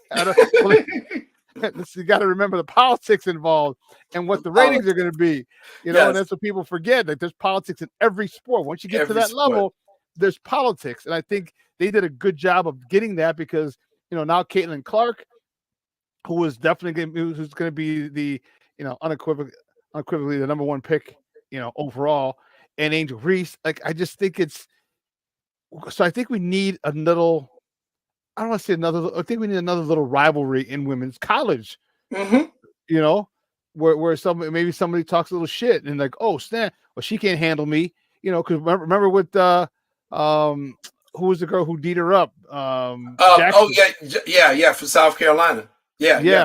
Johnson, you know, and so they talked about that, and like, you know, Raven Johnson. So, you know, they talked about that when Caitlin waved her off. And like, oh man, look, she got played. She pulled her whole card. She did this. She's not even guarding her. Look at it. She waited. And then, so what did Raven do? She went out, like, everyone's like, now the Raven Revenge Tour. You know what I mean? Like that, all that stuff. It got people excited. I need women's college basketball to have some of that. All right, so we can start knowing some of the other girls, right, who are mad talented. Just don't have, like, I think Camila Cardoso is super talented, but she doesn't have the personality of Angel Reese. Right. You know, and that's the thing. You need personalities too. She doesn't have that personality, but she got that level that willingness to engage like Angel Reese does. Let's not forget, Cardoso is the one who started the fight against LSU and ended up getting suspended. She got suspended the first 2 games of the tournament because she rolled up on old girl and shoved her, and the LSU coach, and that added to the fire. You see what I'm saying? Yeah.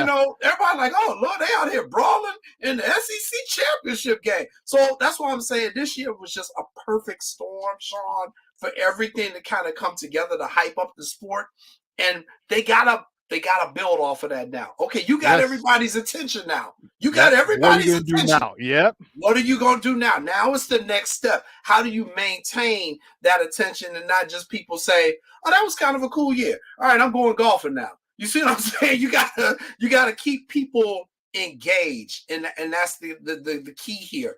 And that's gonna be a lot on the league on how they manage these situations and how they put their sport is presented to the public overall. Also, and I'll add this piece because I know we got to wrap up, but we got time. Papa.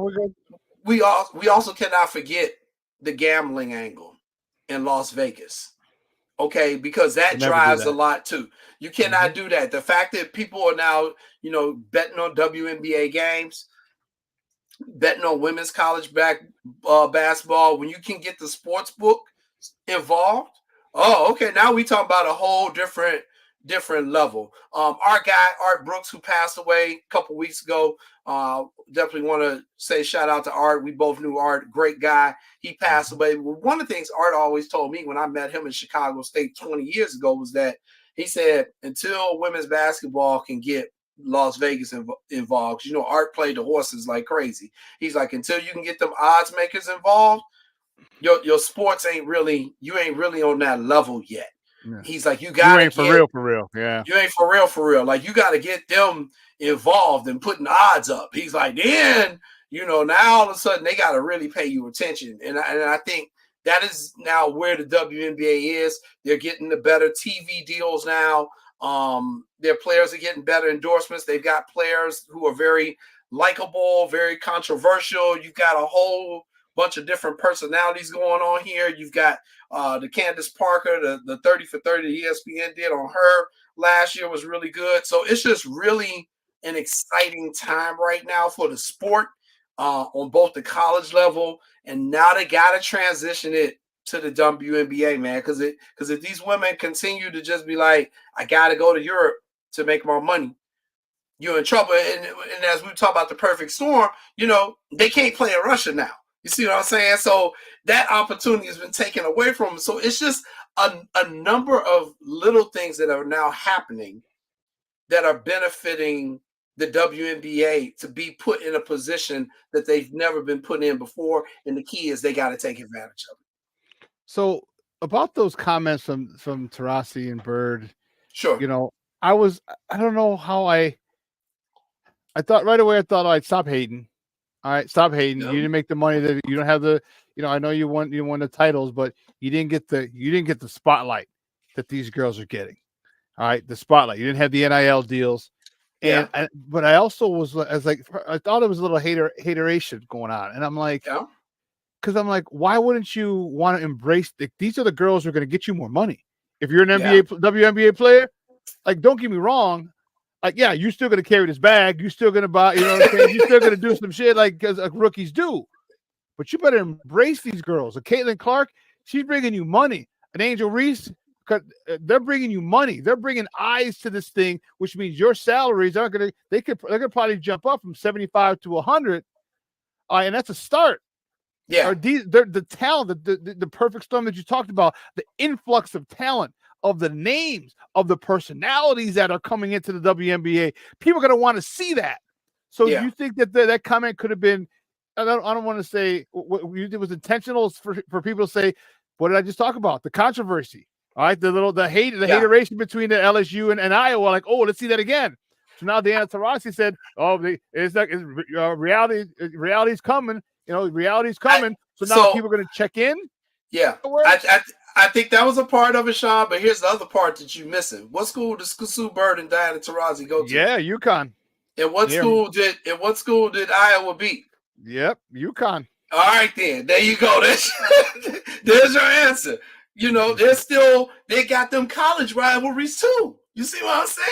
It's a lot of meow. There's a lot of that going on, man. That's why I love it. That's why I love it. It ain't no different than in boxing when, you know, they hype it up at the press, you know, the pre-match press conference and everything. It's a lot of that going on. But yeah, Diana and Sue, they UConn, man.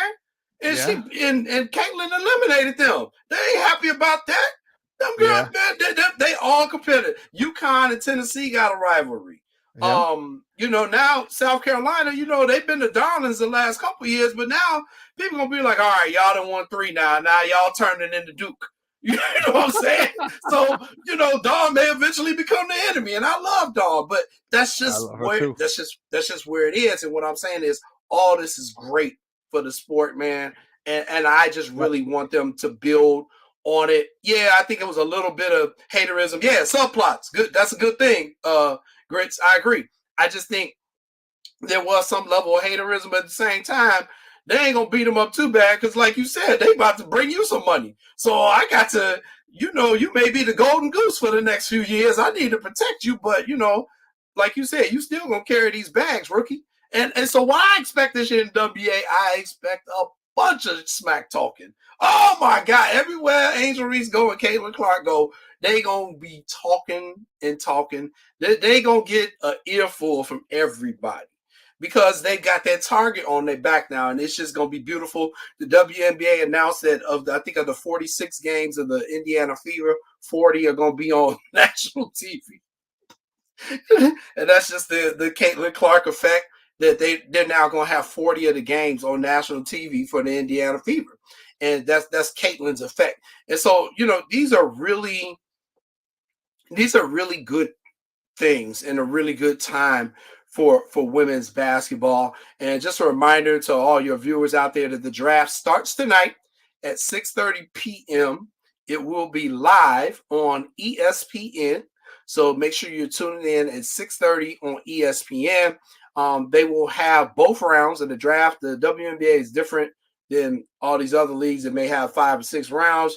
You don't have that many rounds, so they're going to be able to televise them all, which is really good. You'll be able to engage. The fans will be able to engage. There'll be a lot of post-draft talk as well. You can follow me on Twitter at jcoyden, which is scrolling on the bottom of your screen.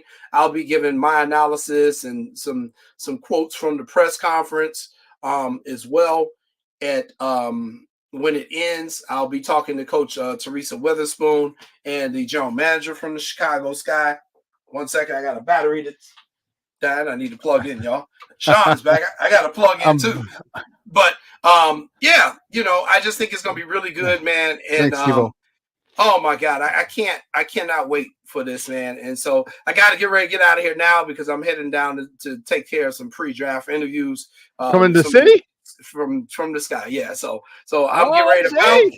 I'm ready. I'm wearing my Chicago Sky blue tonight, and we will see what happens. And hopefully I can check back in with you on Wednesday or Friday this week and give you an update on Cardosa and possibly Angel Reese. So everybody stay tuned. Follow me tonight at Jay Coyden. I will be covering the draft, and I'll have some thoughts on my Twitter account as well. Dude, great stuff, Papa. We'll talk soon. Thanks, Jay. All right. No problem. Bye, man. All righty. Guy, that's Jason Palmer giving us some Sky coverage. Sorry, I don't know what the heck happened. I lost internet stuff and then just don't know. It said you're not connected to the internet. I'm like, how the hell am I not? All right, never mind.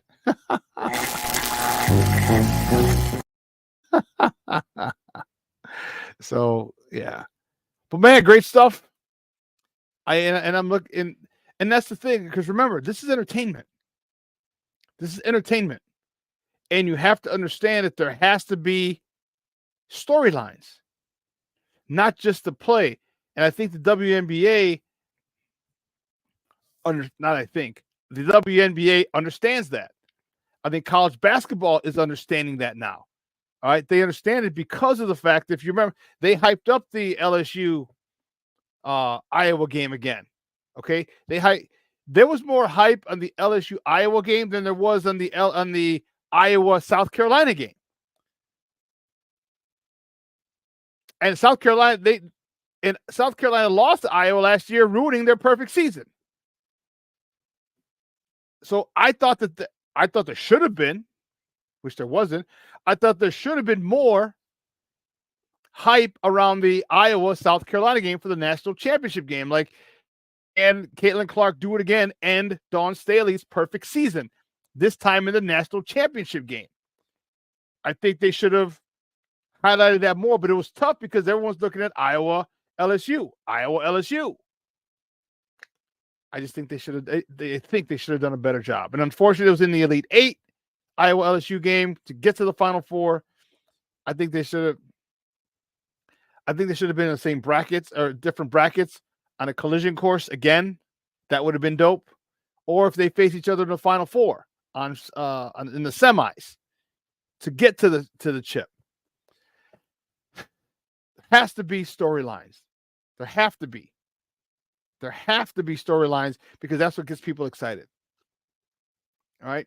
I think the South Carolina women's, and it sucks because, no, I shouldn't say it sucks. Connecticut and Tennessee were able to. Oh no, because the storyline there was Gino and Pat hated each other. So there's a storyline. But like, South Carolina is so, I don't want to say perfect, but there's no, like, Dawn's got them under wraps. They're not arguing, they're not bitter, they're not bickering, they're not calling people out, they're not talking shit, they're not following people hard. They play hard. Oh, they play very hard. But that's good basketball. That's good solid defense. They play physical. But it's not towing the line. It's not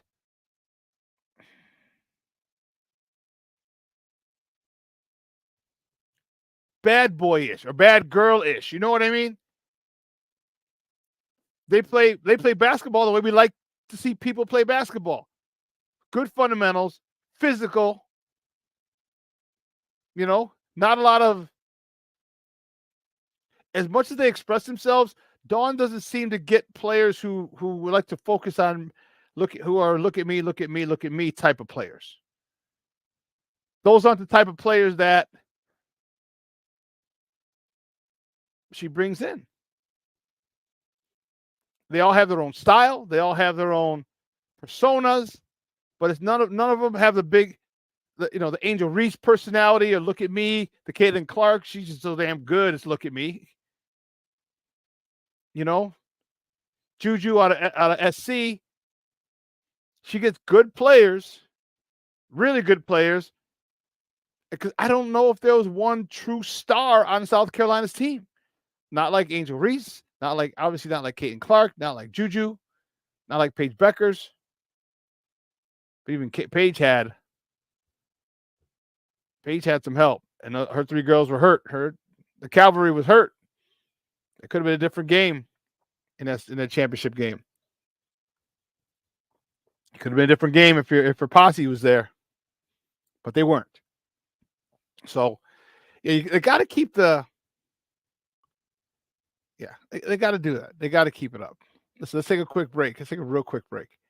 All right. On the other side, we're going to wrap it up, talk a little Bears, and have more Bears talk tonight. Remember, don't forget today, 3 p.m., your boy, the SuperBack and Nomad, our daily Bears talk. We're going on, beyond today, and I'm excited. It's going to be some more Bears talk. It'll be all Bears talk for that. So make sure you tune in there. 12:15 Central, you have Lakina McGee and Sydney Brown with Second City Sports, taking you on another 2-hour trip of sports. So we got a lot to cover, and then I'll replay this at 8. So the What's Up, the podcast What's Up Cuz is on a hiatus. Jason's in the middle of his refereeing season, and Lance had some extra duties put on him at work. So, or maybe I just put it on at 6. I think I'll do it. I'll put it. Let me decide. I'll decide by the end of the show, and I'll let you guys know. So you guys, if you missed it, anyone missed it, okay? If you missed it, you can check it out. But I want you to make sure you do check it out. So I think we'll do it at 6. Yeah, we'll do it at 6. We'll do it at 6. All right, let's take a quick break. All right, don't go anywhere, folks. Keep it locked right here. Shawn and Maya in the morning on Sports Zone Chicago. Hey, it's your boy, the Superback, Shawn Sierra, and be sure to follow Sports Zone Chicago on all social media platforms. On Facebook, Instagram, and our Roku channel, you can find us at Sports Zone Chicago. And on Twitter, we are at Sports Zone Shy. Also, be sure to download our mobile app so you can take Sports Zone Chicago with you on the go. Time out. How are you feeling right now? Happy? Excited? Angry? Overwhelmed?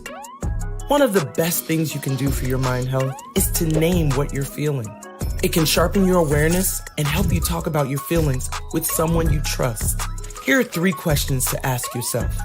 Where are your thoughts right now? In the past, the present, the future? Do you notice any sensations in your body? Is your heart beating fast? Is there a flutter in your stomach? Or are you fully relaxed? What do you need right now? Time with others? Time to yourself?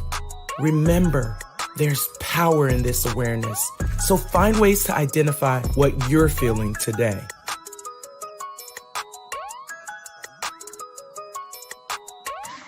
Hi, guys. Hey. Hi, Megan. Hey, Jessica. Megan, you're a tramp. Ryan Fitch told me you guys made out. Everybody knows. He said your breath smells like garbage.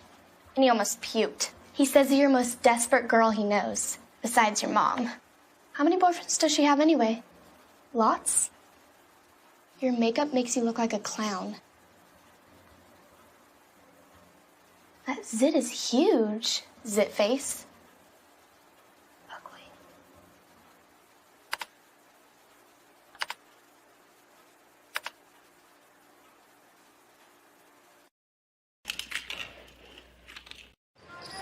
Anunoby against DeRozan, the former Raptor teammates. And the pass picked off by Caruso. Guess he's okay.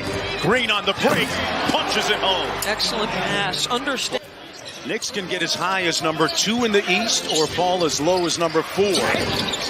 Great move inside by Kobe White, who has a strong case. Recent possessions. Vucevic tries to turn the corner, puts up a tough shot. Counted. They haven't had an answer for him, Mark. He's answered the challenge last time, and they barely get it in time. Caruso with the touch action. Inside, lays it home, and it's a 1-point contest. Welcome back to Shawn and Maya in the morning on Sports Zone Chicago. Those courtesy of NBC Sports. Is NBC Sports Chicago? Oh my goodness, I can't remember. I thought it was. Oops. Anunoby against DeRozan, the former Raptor teammates. Damn, ESPN. Goodness gracious, great balls of fire.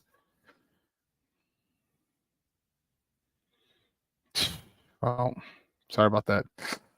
Anyway, so I'm hearing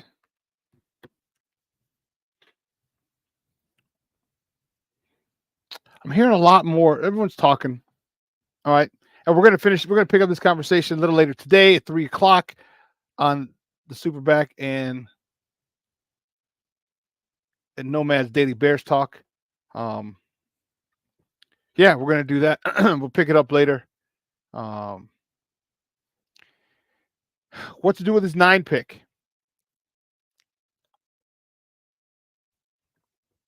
And I think I've made my decision on what they should do. So Ryan Poles, call me. I'll let you know. But I think they should keep it. And I think they should keep it and draft a wide receiver, depending on how the board falls. I highly doubt that all 3 of your receivers will be,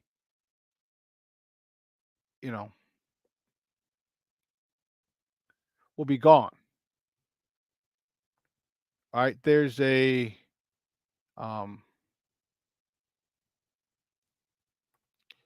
especially if JJ McCarthy is taken. Someone jumps up to take him in that first 4. Yeah, I think then here's the only reason. I don't think we talk about the second we traded for Montez Sweat, the fourth we traded for Keenan Allen. Okay. Now you talk, well, we only have 4 picks. Well, true. After you take the quarterback to number 1, you have 3 picks. Okay. But my thought is this. The draft picks that you used in trades, you're probably not going to get a guy who's as valuable as that. You're probably not going to get a guy who, and it's possible, but you're probably not going to get a guy who's as valuable as Montez Sweat. Okay? With the second round pick. Not saying it can't happen. Of course it can. But you have a proven commodity. You don't have to wait for it. Keenan Allen, same thing. Proven commodity. You don't have to wait for it. So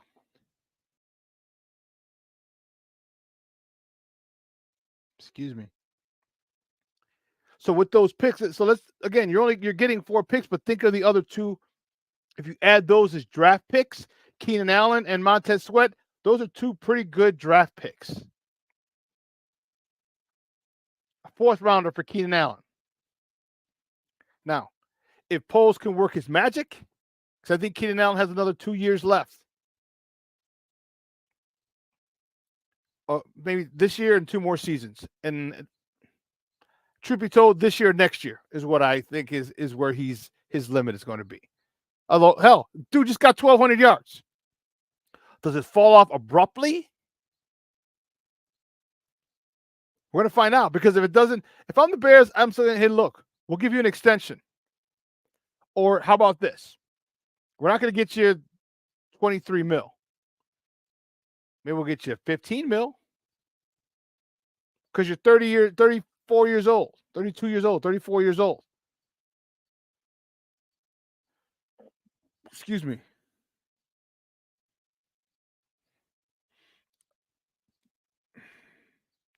Keenan Allen's 31. April. So he'll be 32. So this year, next year, say, hey, listen, if you hit X amount,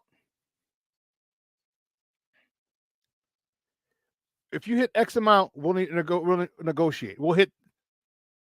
Here's what we'll do. We'll get you 1 year, 15 mil, 17 mil for next year. If you hit these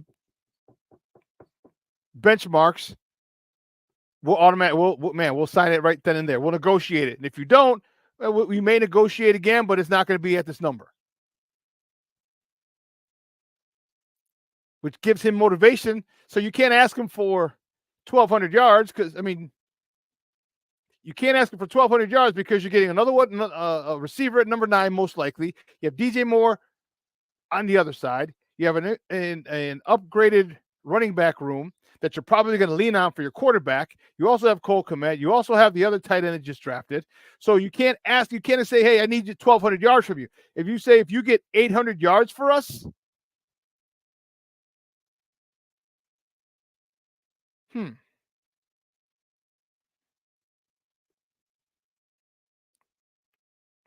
800 yards for us, 900 yards for us, we'll redo that contract, or we'll give the extension. Doesn't matter when you get it. You get it week 7 because you go ham. Then week 7, we announce it.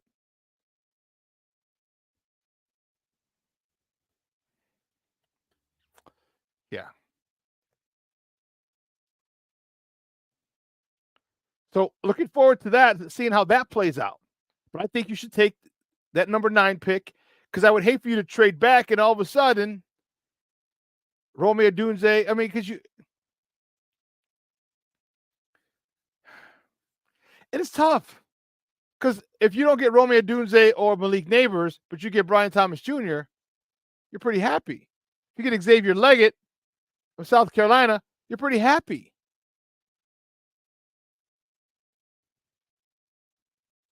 You're pretty happy.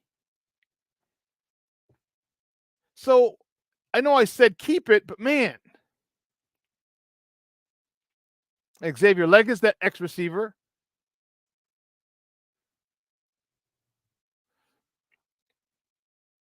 Man, I'm telling you, real quick. So my buddy, my tocayo, his name is Julio Sierra. DJ. So he's throwing these Sunday brunch called Sunday Bronche. So hashtag Sunday Bronche, BRONCHE, Sunday Bronche. Man, Jay Grizz, everybody else, you talk about day. We did some day drinking yesterday from 12 to 6. From 12 to 6. And let me tell you, it was, and yeah, girl, I'll house you. Girl, I'll house you. You in my hut now. Man, he was going crazy like that yesterday, man. My guy Julio, he was going nuts. That place started. It was a brunch. They had food, obviously food, mimosas, micheladas, or Bloody Marys. Micheladas like a Hispanic Mexican Bloody Mary. It's a little different. And man, he got sick with it on the 1s and 2s, man. Crazy. You're like, I'm for somebody who can protect the quarterback or sack the quarterback. Yeah, Cooney, I want that wide receiver. I want that wide receiver. Okay? I want the wide receiver because we don't know how long Keenan Allen's going to be here. All right. I think the edge rusher we can get next year. And I'll tell you what, Cornelius, if they decide to take a tackle, I can't be mad. I'll be just a little disappointed. I'll be disappointed and not at the same time.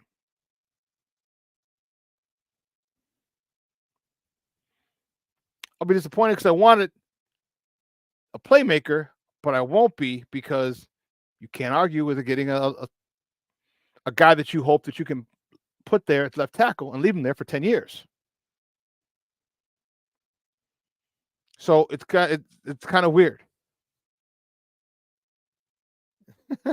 And the entire apartment building vibrating. Bro, well, it was just this bar. And my guy's going to do something really crazy, too, at this bar that I was at yesterday. Whew, let me tell you. Let me tell you. Wow. If he does what he said he's trying to do, wow. Wow is all I got to say. But anyway, man, 2 hours is come and gone. I want to thank my guest, Jason Palmer, for coming on, talking Chicago Sky basketball with us. All right. I want to thank you guys in the chat. You guys were lit as usual. That's just a given. Yeah. Either of those 3 positions you really can't complain about. Yeah. I can complain about the tackle because I want a sexy pick. And I can't, and that's what I tell myself, shut the hell up, Shawn. Because you know damn well you need a quarterback that's upright, and that will solidify it. Because I said I don't think we need a left tackle because I think Braxton Jones is doing well, but if you upgrade, I'd rather just keep Braxton Jones, let him develop again an above average tackle, which I think his ceiling is. It's huge. You know how many teams would love to have an above average left tackle? I think our resources can be played somewhere else. But anyway, hey, guys, I'll be back at 3 o'clock today. Nomad and the sports, the SuperBack talking with our daily Bears talk. Don't forget, 12:15, Sidney McGee. Lakina McGee is Sidney Brown. I always say that. Sidney Brown and Lakina McGee with Second City Sports coming at you. And then we're going to replay this at 6. So for everybody here at Sports Zone Chicago, guys, I'm your boy, the SuperBack, Shawn Sierra. I'm talking Elliot Baez, our executive producer, Clarence Counselor, our social media guy, and Maya Kai, my co-host, Adam Sensia. Guys, have a phenomenal day. It's supposed to be beautiful again today.